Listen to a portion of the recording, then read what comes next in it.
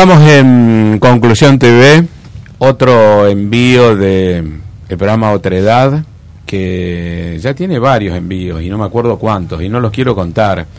Hoy invitado al profesor, al doctor, es poeta, es dramaturgo, es actor, Carlos Soto Paiva. ¿Cómo le va? Muy bien, gracias por haberme convocado y conocer este lugar, que no lo conocía. Bueno, es un estudio de Conclusión TV en el que se graban y se hacen en vivo muchos envíos que salen en la página del diario digital que tiene Rosario, que es una forma alternativa, no, es una construcción de información que se sale de los cánones de los medios hegemónicos, ¿no? Para poder informar en todos los lugares que tenga la ciudad y que sea necesario. Son convocados y equipos de periodistas, de camarógrafos, la redacción es bastante importante y hacen un gran trabajo todos los periodistas, hombres y mujeres, en el diario digital de Conclusión TV, que es una parte en la que el año pasado me invitaron a hacer este ciclo y yo, que no había hecho nunca TV, sentía un poco de temor, pero ahora estoy entusiasmado. Así que cada martes o miércoles me vengo para acá. Gracias por haber venido, porque usted siempre que lo convoco está un poco porque responde a los llamados que por ahí desde la prensa le hacemos, pero a usted también le interesa poder hablar de los temas que conoce, de lo que es un gran estudioso. A mí me interesa la convocatoria de aquellos lugares en donde uno puede aportar algo.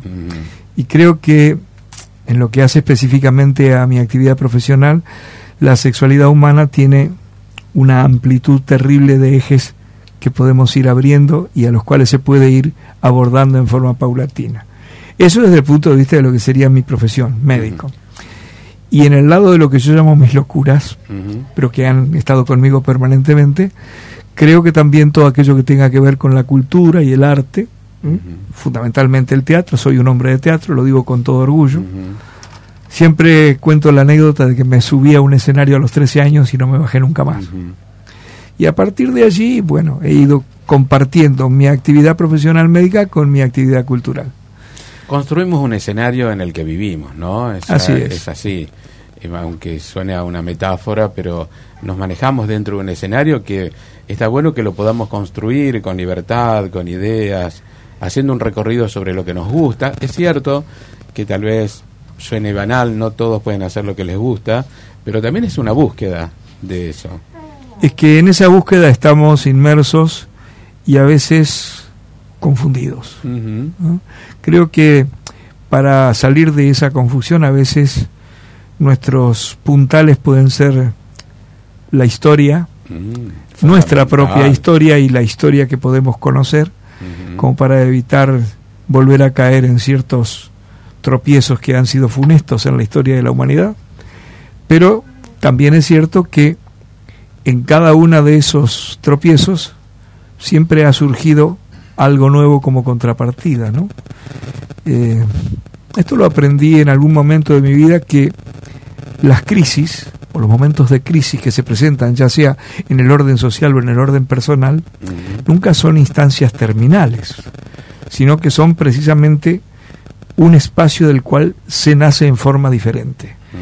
Y ese nuevo nacer, ese renacer, puede servir para componer cosas o para no volver a repetirlas, ¿no? Está bueno, el tema de la repetición es un lastre, bueno, pero es parte de la condición humana, repetirse, y por ahí esa forma de repetición también hace que no recorramos la historia que usted decía, ¿no? Porque cuando la repasamos nos damos cuenta de que por ahí no tendríamos que ir.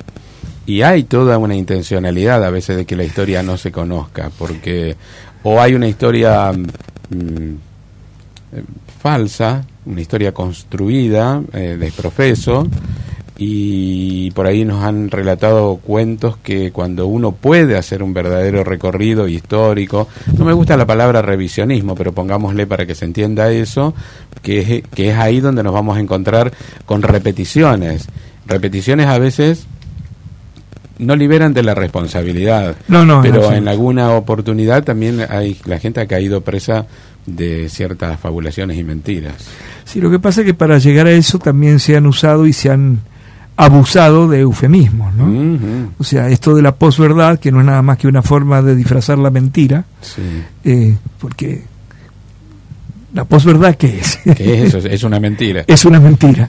Entonces, esto, más la fugacidad y la vertiginosidad con que todo se transmite y se retransmite, uh-huh, hace que de pronto el ayer, y un ayer cercano, ya no importe. Uh-huh. Y no importe a gente a quienes les debería importar. Uh-huh. Porque precisamente visualizando esos hechos y teniendo en cuenta esto que decíamos, ¿no?, de los ciclos históricos, uno podría decir, todo lo que se parezca a esto o a aquello, uh-huh, tengo que poner distancia o tengo que tratar de no repetirlo, ¿no? Uh-huh. Pero esto hay una pequeña fábula que habla de la verdad y la mentira, la debe conocer seguro. Sí. Es muy elocuente y una forma de poder demostrar lo que pasa, pero no nos vamos a detener ahí, que la búsqueda es muy, pero muy esclarecedora de qué pasa, ¿no?, con la mentira y con la verdad. Creo que me empiezan a aparecer recuerdos, ¿no? Sócrates dijo que es difícil encontrar la verdad acá, sobre la tierra, ¿no? Que lo que se puede encontrar es alguna cercanía a eso. Entonces hay que buscar la verdad en otro lado. Entonces puso la cosa afuera. Yo la idea de hablar sobre sexo y amor, porque los otros días me pasa que la profesión a uno hace que por ahí lo interconsulten o lo consulten sobre temas que uno desconoce. Entonces por ahí tira algún tema, digo, no, pero este tema lo tenemos que abordar con un poco más de profundidad. Y entonces alguien decía, ¿se puede separar el sexo del amor? A mí, en mi opinión, creo que sí. Hay prácticas sexuales que están lejanas de ser el amor. Y hay amor que está lejos de tener una buena práctica sexual, así que, o un buen encuentro sexual, ya para no ponerlo como una práctica, sino parece un entrenamiento. ¿Cómo? Es difícil, es bastante como para abordarlo sintéticamente, pero por ahí pasa la cosa. Vamos a tratar de abordarlo con estos dos ejes, ¿no? Uh-huh. Que a mí me parecen muy importantes porque usted hizo una breve síntesis, pero es algo que yo he repetido a lo largo de mi carrera, uh-huh, y a mis alumnos se los he vivido explicando a veces con una tiza, uh-huh, sobre un pizarrón, a veces ahora ya con proyecciones. Uh-huh. Hay gente que ama, uh-huh, en las diversas formas del amor. Uh-huh. Hay amor al prójimo, hay amor a un Dios, sí, ¿no es cierto? Hay amor a los amigos, hay amor a una disciplina artística, hay amor a una pareja, uh-huh, ya sea homo o heterosexual. Uh-huh. Hay diversos tipos de amores. Y en esos diversos tipos de amores, de alguna manera la sexualidad está. Uh-huh. Porque la sexualidad no solamente es chispa productora de lo reproductivo, que es lo que ha tenido realmente prensa, ¿no? Uh-huh. Porque muy pocas veces, o por lo menos en todo lo que yo conozco, muy pocas veces se le ha dado prensa a la sexualidad no reproductiva. Uh-huh. Esto es algo que yo también... al placer. Claro, eso es algo que yo se los marcaba a mis alumnos. Después volvemos a esto de amor y sexo, uh-huh, pero vamos a marcar estos aspectos de la sexualidad. La sexualidad es... Quienes conocen algo de comunicación saben que siempre hay un emisor, un receptor, y entre ambos se establece un código en donde el feedback establece cuál va a ser la forma comunicacional. Bueno, desde el punto de vista comunicacional, la sexualidad es maravillosa, porque a veces no necesita de palabras, uh-huh, ni necesita de códigos manifiestos, uh-huh, sino que realmente en un momento de intensa química o de intenso atractivo entre ambos partners, se establecen códigos en donde la palabra está de más y donde aparecen las acciones y donde aparecen los suspiros, los gemidos e incluso las palabrotas o cualquier otro tipo de comunicación. Entonces es comunicacional, es lúdica, porque con la sexualidad podemos jugar responsablemente. Uh-huh. Jugar en el verdadero sentido en que juegan los chicos, con la creatividad que todavía no ha sido contaminada por ningún otro tipo de emolumento. Uh-huh. Porque una cosa es jugar por millones, uh-huh, y otra cosa es jugar como juegan los chicos, simplemente por divertirse y para crear. Uh-huh. Entonces, desde ese punto de vista, el aspecto lúdico, la sexualidad es sumamente lúdica. La construcción de sí mismo. Claro. Y después es, yo diría, tendría que ser responsable. Y no lo es. Responsable en términos de que puedan responder por sus acciones. Claro, porque cuando alguien se constituye como pareja, ni que hablar que cada uno habrá pautado sus, digamos, sus códigos o las formas a seguir, la continuidad de eso. Pero en la pareja heterosexual, generalmente, aparecen presiones que a veces son intrafamiliares y a veces son sociales cercanas, que es, ¿cuándo me vas a hacer tía? O ¿cuándo me vas a hacer abuela? Porque yo guardo la batita de y la plumita de, y de pronto, entonces, esa pareja que a lo mejor tiene planteada otra manera de llevar a cabo su planificación familiar, se ve sometida a estos factores condicionantes que hacen que de pronto tengan que tener una sexualidad reproductiva cuando sus vidas y sus aspectos creativos no están para eso, y tampoco van a tener a lo mejor el tiempo para dedicar. Entonces yo siempre digo, la sexualidad tendría que ser responsablemente reproductiva, cosa que no nos dicen. Y responsablemente reproductiva no solamente en los aspectos de tener continuidad, de tener trascendencia en un hijo, en una hija, sino en los aspectos de hacernos cargo de que la modalidad que vamos a usar en la intimidad va a tener por lo menos los riesgos cubiertos, o por lo menos vamos a tener en cuenta el pudor de los demás o el pudor de quien nos acompaña, porque el pudor existe, y quien dice que no es un mentiroso. Yo me he encontrado con personas muy grandes, intelectuales y a veces científicos, que tienen un intenso pudor, y sobre todo pudor en la intimidad. Entonces digo, hay que respetar el pudor, respetar lo que eventualmente podría ocurrir si no se ha tenido una relación protegida, si no se ha usado, cosa que hay que hacer en esta época, usar preservativo, que es lo que por un lado cumple la función, ¿no es cierto?, anticonceptiva, pero por otro lado también cumple la función de protección sanitaria, en el sentido de no contraer una infección de transmisión sexual.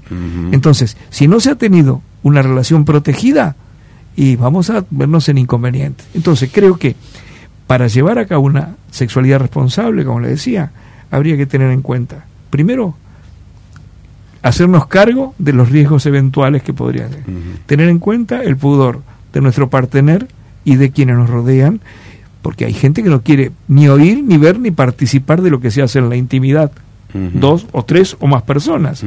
Y la otra cuestión, sí, que tendría que ser responsablemente reproductiva. Eso se lo decía siempre. Decía algo antes respecto de la decisión de, en todo caso, maternidad o paternidad, y es algo que con la última ola del movimiento de mujeres, si bien es algo que también tiene historia, lo hemos remarcado acá en nota que hemos hecho sobre el tema, porque no es, en todo caso ahora hay una mayor difusión, pero el movimiento de mujeres tiene una larguísima historia, y podríamos ponerla 12.000 años atrás, cuando existía el matriarcado y no el patriarcado.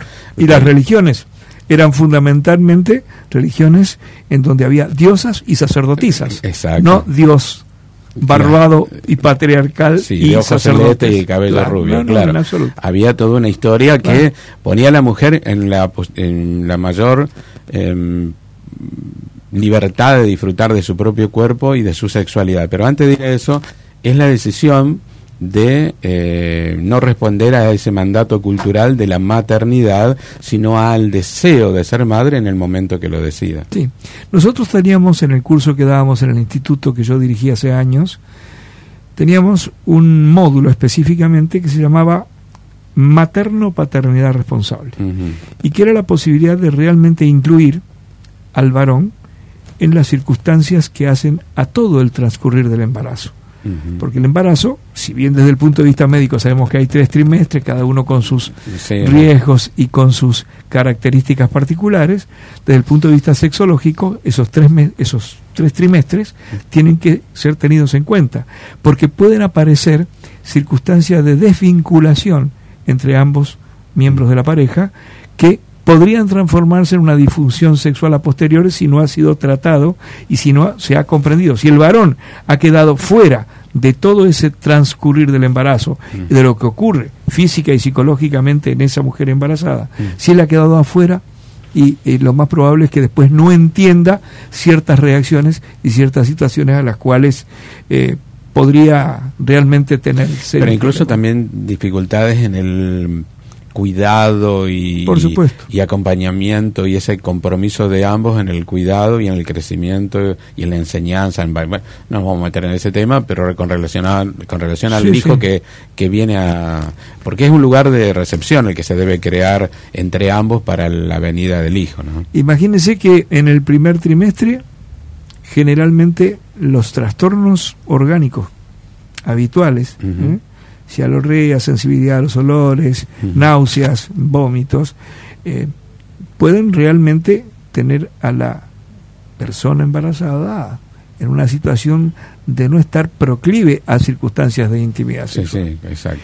Esos trastornos desaparecen en el segundo trimestre, pero si al varón no se le explica eso, y no tiene conciencia de que a su vez en el segundo trimestre ya empiezan a percibirse y a introyectarse circunstancias de que estoy gestando una vida y esto me conmociona de otra manera, el varón se siente desplazado, como que no entiende después, y cuando después en el tercer trimestre puede estar realmente la posibilidad, aún con cuidado, porque en el momento orgásmico se producen un montón de situaciones que podrían acelerar un parto, y bueno, si al varón no se le explican todas estas cosas, puede quedar con un grado de alejamiento que después no es fácil revertir. Claro. No es fácil revertir. Hay hombres con temor también al encuentro sexual por miedo a afectar cosas que no es así. No es así. Hay específicamente posiciones que son favorecedoras, no solamente del placer de ambos, sino también de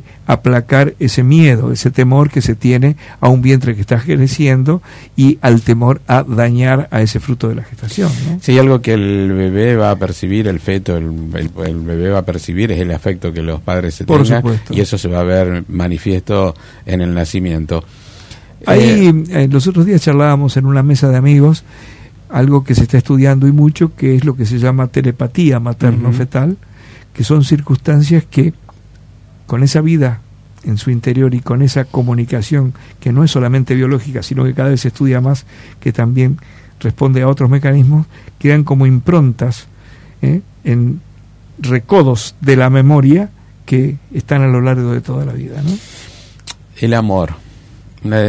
Se puede, ¿no? Como interrogante, ¿el amor es una construcción cultural? No. ¿Qué es el amor? El amor creo que yo pienso en el término de, el Homo sapiens sapiens. ¿Qué pensaba del amor? El sapiens sapiens ya pensaba en que había personas a quienes tenía que proteger profundamente y que había personas a las cuales las tenía que tratar de mantener cerca, no solamente por todo lo que hacía a la, digamos, a seguir viviendo, a la supervivencia, a la seguridad, sino para todo lo que a él le aportaban, en un nivel que por supuesto él no tenía definido ni sabía quizás cómo clasificarlo ni cómo describirlo. Sí, en ese momento la palabra amor todavía no estaba. Claro, pero la emoción de sentir el contacto, de sentirse protegido frente a un predador o frente a un peligro determinado o frente a la enfermedad o frente a la herida, sentirse contenido en un abrazo, es una emoción maravillosa que a lo mejor no se describía como amor, pero que está presente. Por eso yo decía que viene más con el desarrollo de la cultura en general. Después se empieza a describir. Se empieza a describir. Y se empieza a clasificar. Claro. ¿No? Y también se dibuja con un corazón cuando en realidad... El corazón es un músculo. Un corazón es un músculo. Claro. Estamos derribando algunos... Claro. El corazón es un músculo, ¿no es cierto? A pesar de todo lo que el tango dice sobre... Sí, el cuore. El cuore. El mío cuore. Claro, pero... La realidad concreta es que las emociones se perciben aquí. Claro. ¿No es cierto? Y... vale decir, pero que lo interrumpo con eso, me gusta pensarlo por ahí, el amor racional. Porque a veces se lo piensa solo pasional y a veces el pasional es como que no construye de la misma manera, porque hay como un empuje más a ciertas reacciones que a las acciones que nos puede dar la racionalidad en el amor. Lo que pasa es que nosotros somos el producto de una evolución de milenios. En esta evolución filogenética, el primer, digamos, esbozo de sistema nervioso que hemos tenido fue lo que se llamó cerebro reptiliano. Sí. Luego empiezan a aparecer otras estructuras y la última que aparece es la corteza cerebral, que es el mejor disco rígido que se ha fabricado y que es el que nos posiciona en un lugar de memorias, de juicios, de recuerdos, de exclusiones. Entonces, a partir de la corteza cerebral, nosotros empezamos a registrar emociones que nos construyen de alguna manera, que nos contienen también, o que nos destruyen. Porque vamos a una persona recién nacida y vamos a tratar de seguir sintéticamente su evolución. Primera infancia, segunda infancia, pubertad, adolescencia, primera juventud, adultez. Cuando llegamos a esa adultez no somos una casualidad. Somos la resultante de cada una de esas experiencias que hemos tenido. Sí, sí. Y las experiencias afectivas se dan específicamente en el núcleo primario, en el núcleo de los adultos responsables que han tenido a ese chico. Por eso siempre digo que traer un hijo al mundo es de un grado de profunda responsabilidad. Responsabilidad no solo para el sustento, para mantenerlo, para las vacunas, sino también para el tiempo de dedicación que le vamos a poder dar. Si no vamos a estar en disponibilidad de eso, no traigamos hijos al mundo. No nos sometamos a esas presiones que dije antes, claro, que pueden ser intrafamiliares o sociales. Veamos cuándo, cómo y cuántos. ¿Cuántos? Porque en la medida en que hay muchos, incuestionablemente cada vez y cada uno de ellos requiere su tiempo. Entonces, volviendo a lo del amor, esta corteza cerebral, que es lo último que hemos adquirido filogenéticamente, nos hace que podamos amar, en este sentido que hablábamos antes, de proteger, contener, sacrificarnos, aliviar a alguien, y en una de esas no excitarnos con esa persona. Entonces, podemos hablar. Aquí está, por ejemplo, el alfa del abecedario griego, que sería todo el amor, con todas estas características que hablamos: sacrificio, contención, manifestaciones afectivas, disponibilidad para cuidar, dedicación y todo. Y aquí tenemos el sexo.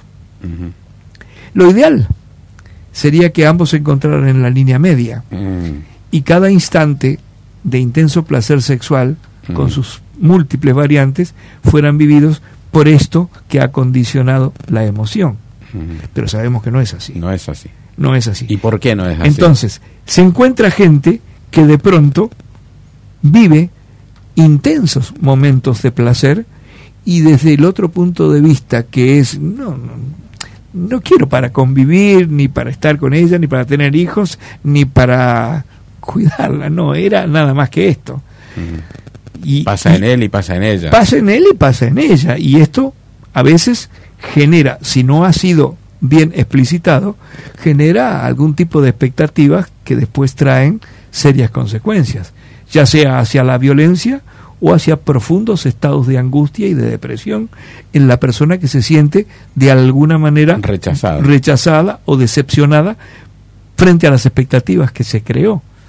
Entonces, de eso hay infinitas variedades, pero de estas también, claro, hay infinitas formas de cuidar, de contener, de proteger, de sacrificarse por el otro, pero en el momento del placer o de la excitación sexual, eso no está presente o no aparece. El placer sexual también es efímero, ¿no? En cuanto a, hay un momento determinado, hay un clímax, y luego también hay, por eso la idea esta de pensar el sexo y el amor, como que el sexo con amor tiene ese espacio de contención, continente, que la sexualidad o el sexo ocasional puede ser muy placentero, aliviador en cuanto a la responsabilidad, es decir, bueno, me cuido, uso los medios anticonceptivos necesarios y después pasa. Pero claro, después hay unas, diríamos, estaríamos en el fenómeno de Don Juan, que sigue buscando todo el tiempo. Podríamos poner Doña Juana también para poder las cosas en su lugar. Sí, infinitas cantidades de posibilidades. ¿Qué pasa esto con los jóvenes? Sí. Porque hay algo de que se ha liberado el tema. Hoy se habla más del tema de la sexualidad, se habla mucho más. Yo no sé si en la práctica ha cambiado tanto como que se habla. Se habla mucho y se sabe poco. Bien. Le digo Estoy preocupado ya. Sí, le digo porque hablar de verdad y con conocimiento de cuestiones sexuales no se hace habitualmente. Por eso es que la clásica frasecita que últimamente estaba en boca de todos, de mis hijos me ocupo yo, es una falacia total. A los años que llevo como docente y he recorrido el país a lo largo y a lo ancho, dando cursos, ya sea para padres, para instituciones escolares, privadas, religiosas, públicas, nos encontramos con que los papás siempre depositan en otro esto, porque dicen, y lo viven diciendo, bueno, lo que pasa es que yo no sé cómo hablarle, porque él no pregunta nunca, y yo no sé, porque de esto con mis padres no hablaba. Y no se trata de quedarse quieto porque él no pregunta, o que porque por mis padres no hablaban yo tampoco hablo. Lo único que hay que hacer es poner oreja y dar la señal clara de que de esto sí se puede hablar en esta casa. Porque ante la pregunta que hacían siempre, ¿quiénes educan sexualmente? Todos educamos sexualmente, sí, aún por omisión. Sí. O sea, no hablar de sexo es decir, de esto no hay que hablar.